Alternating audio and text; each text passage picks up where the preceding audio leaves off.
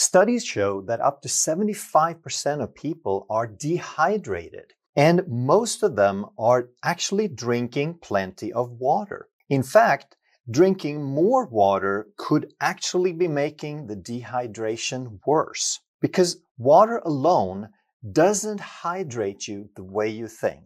Hello, health champions. Today we're going to talk about how hydration really works and what most people are missing. So hydro, as in hydration, means water, and water flows very freely, but in the body, water is bound. It has to be held in place by something. And water follows electrolytes, and electrolytes are charged particles that have a pull that we're going to talk about.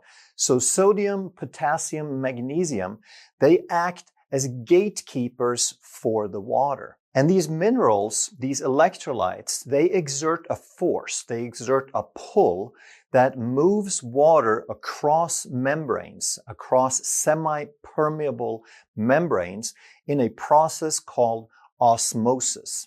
And the way this works can be shown in a classic experiment. So if you have a U-shaped tube, and this tube is open at both sides at the top, and then you have a fluid level here that it's going to balance out and it's going to be level due to gravity. But if you have a semi-permeable membrane here, such as our body cells, they're semi-permeable. They'll let some things through and not others. So water can usually flow freely, but virtually every other particle is too big to get across. And now, if we have various particles, electrolytes, and we're going to keep it really simple. In reality, we have trillions of these, but we're just going to put in, let's call it 10. So 2, 3, 4, 5, 6, 7, 8, 9, 10. So now we have an equal amount of particles on each side, and therefore the water remains level.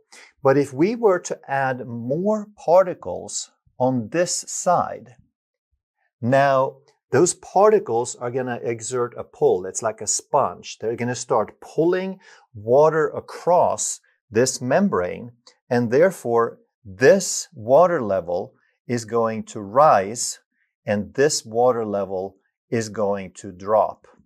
So water follows wherever these particles go. And this is how your body works. This is how your cells work. This is how your kidneys work. They have semi-permeable membranes that control the particles, and the water follows. So if you understood what I just said, then you understand that if we now lose electrolytes, now we're going to lose water. Just like the side that was lower, it had fewer electrolytes, then water is going to move away from there. And the key here to understand is what most people do is they just focus on water for hydration. But if we drink water without adding electrolytes, without taking sufficient electrolytes with it, now there's nothing to hold that water and it just gets flushed out. Now, the reason that we're alive at all and we don't lose all our fluids in a very short period of time is that the kidney is really good at reabsorbing minerals and water. So it filters out something like 200 to 300 bottles of water per day. Those little plastic drinking bottles, if you use that as an example for size, half a liter. And we filter, let's say 200 of those, but the kidney reabsorbs 199 out of 200 bottles, basically. And then we get those electrolytes back and we get that water back. But it's not 100%, and it's not supposed to be.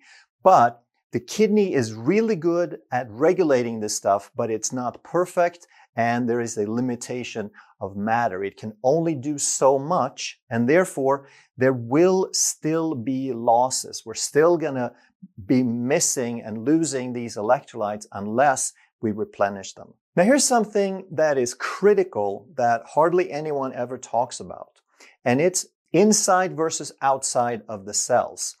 When we take a blood test, when we try to measure these electrolytes in the blood test measures what's outside the cells, but most of them are actually inside. So chemical reactions, all the metabolic machinery, all the enzymatic reactions, they happen inside the cell. And when we look at these four, the sodium, potassium, magnesium, and calcium, and first we're going to look at them in terms of body fluid, where they're dissolved in the body fluid. And now we have two compartments. We have inside the cell and we have outside the cell, which is also called extracellular fluid, which is the blood that we can measure. Now, sodium is about 10% inside the cell and 90% outside. It's known as the primary extracellular electrolyte. But the others, like potassium, is 98% inside the cell, only 2% in the blood. Magnesium is 99% inside the cell, where it can drive over 300 different metabolic and enzymatic reactions, only 1% in the extracellular fluid or the blood. And calcium is virtually non-existent inside the cell.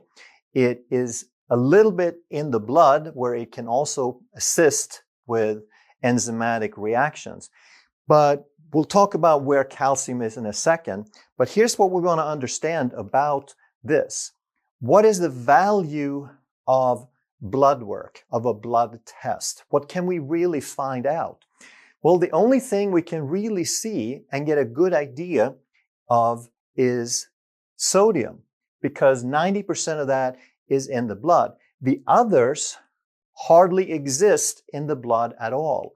So we can't do a blood test and give us any sort of indication of how we're doing. And just to complete the picture, this is sort of a little bit on the side, but magnesium, 53% of it is actually in the bone, and 99% of the body's calcium is in the bone. And I'm just bringing this up as a whole body system availability versus what's dissolved in fluids. But when it comes to assessing our intracellular status and our total body status, the blood work really can't tell us much. So it's not like a lot of people think, that you just go take a blood test and it shows us how much potassium or magnesium is there. It can give us an indication, but it really has to be severely deficient in the whole body, in the entire dissolved system, before it shows up in the blood, because that's just the last 1 or 2%.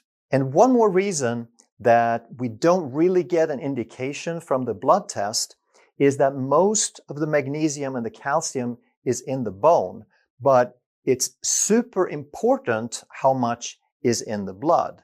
So the bone is sort of the long-term reservoir, but the body will demand, it will pull magnesium and calcium from the bone to satisfy the requirements in the blood. So that's why we can leach magnesium and calcium from the bone for years or decades, and the body is going to do what it can, what it has to maintain those levels. And in the meantime, we're becoming more and more deficient. So here are some of the signs and symptoms, what's going to happen, what you experience if you get deficient, if you get low in electrolytes. So some of the things you could notice would be fatigue or low energy. You could have headaches or brain fog. You could notice muscle cramps or weakness.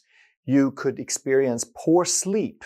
You could notice heart palpitations, constipation, and also increased anxiety or irritability. Another possibility is also dizziness and low blood pressure. But the low blood pressure is primarily sodium, and that's not going to be the first one that people are deficient in.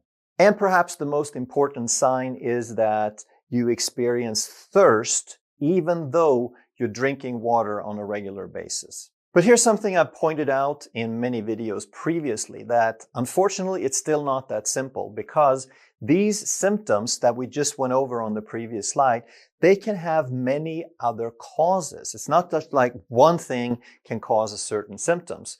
So it's easy to get confused with other conditions. For example, if you experience fatigue, it could be that you have poor sleep or a slow thyroid or you're anemic. If you have muscle cramps, it could be that you're overtraining or you have circulatory problems. If you have palpitations, then that could be stress or too much caffeine. If you have brain fog, it could be low blood sugar or poor sleep. You get the idea. So the symptoms are not that straightforward to figure this out. And then we also said that the blood test really won't tell us much either. Because the mineral levels in the serum, in the blood, they could look perfectly normal, but behind the scenes, the cells are still getting depleted and the reservoirs of magnesium and calcium are getting pulled out of the bone. And this is why an electrolyte deficiency can be invisible until it's very severe. So therefore, we have to know a little bit more and we have to start connecting the dots ourselves. And here's some of the questions that you can ask yourself to connect the dots. These symptoms we talked about, how long have you had them? Are they chronic? Have you had them for a long time? Did they come on suddenly or gradually? Do you drink water, but you still get thirsty and you still feel a little bit off? It's like drinking water doesn't really help. Do you eat mostly processed food in your diet? Do you eat a low-carb diet? Do you do regular fasting? Or do you have a high stress level? Do your symptoms get worse when it's hot outside or when you exercise? So if you said yes to some or all of these questions, then it's likely, not definite, but it's likely and probable that there are some electrolyte deficiencies involved.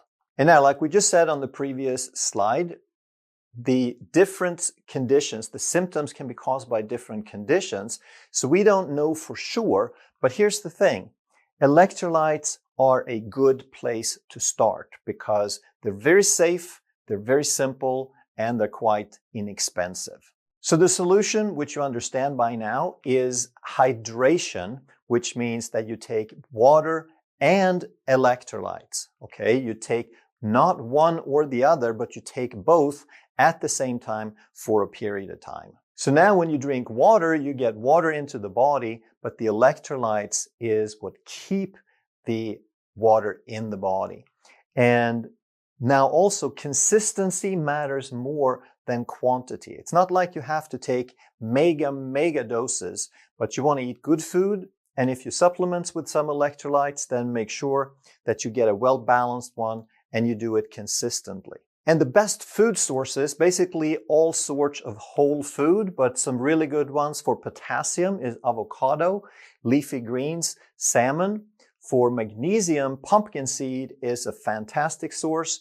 Dark chocolate is really good. Make sure that you don't overdo that one and that you stay to the dark chocolate. So try to get at least over 70% cocoa chocolate mass, and over 85 would be ideal. Also, spinach has a lot of magnesium. For sodium, it's not a problem for most people unless you just sweat tremendously. Like if you work outside, you exercise a lot, then sodium could also be a problem. A good source is pig salt, sea salt, olives, and pickles. Now, here's the thing, that most people get a lot of sodium, but not so much of the others. So if you get sodium without potassium and magnesium, that is what creates imbalances that accounts for most of the problems we talked about. And the modern diet, unless you cook all your foods and you don't add much salt, then most people get twice as much sodium and barely half the potassium and magnesium that they need.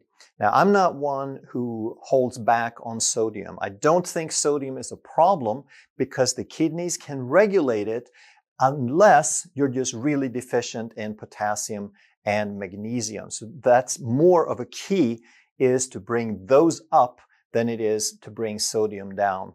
Unless you already have a metabolic problem and you have high blood pressure and insulin resistance, now it can be a good idea to watch the sodium a little bit. And this is not to get to the root cause, but it's to control that blood pressure a little better. So you want to get as much as you can from food, but for a lot of people, food is not going to be the whole solution because most people don't necessarily eat 100% whole food.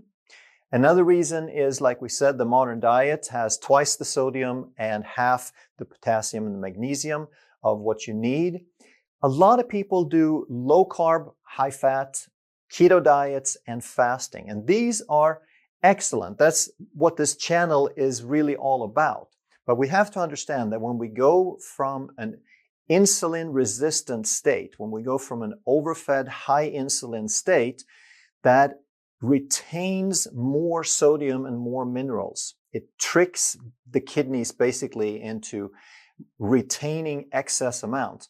So when you try to change that, because it's a good thing to bring your insulin down and improve your metabolic health, now in the process of changing it, you're going to lose minerals. When insulin goes down, the excess retention is going to stop and you will flush out some minerals and some water. So even though these are good things, until you have sort of reached a new equilibrium, then mineral loss can be a problem. You can also lose minerals with high stress and high caffeine if you exercise a lot on a regular basis, or if you do work with heavy sweating, like if you do a lot of work outside in the summer. As we get older, our digestion isn't quite what it used to be, so our absorption rates of these minerals decline. We need a lot of acid to absorb these minerals, and as we age, we make less stomach acid, and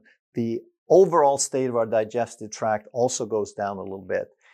Then if you have poor gut health, you're also not going to absorb as much of the minerals.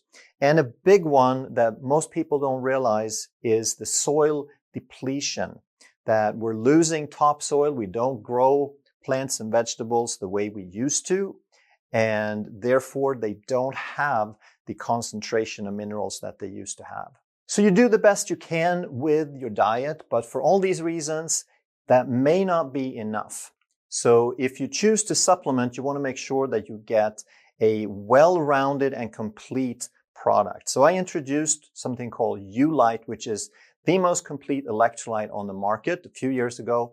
The first flavor we had was lemon lime, and then for the purists who don't want any sort of stevia or flavoring or any kind of sweet taste throws them off, we have an unflavored as well. And I'm super excited to announce that we are introducing 2 new flavors. We're going to have a watermelon and a chocolate. And if you want to give any of these a try, I'll put a link down below so you could check it out. If you enjoyed this video, you're going to love that one. And if you truly want to master health by understanding how the body really works, make sure you subscribe, hit that bell, and turn on all the notifications so you never miss a life-saving video.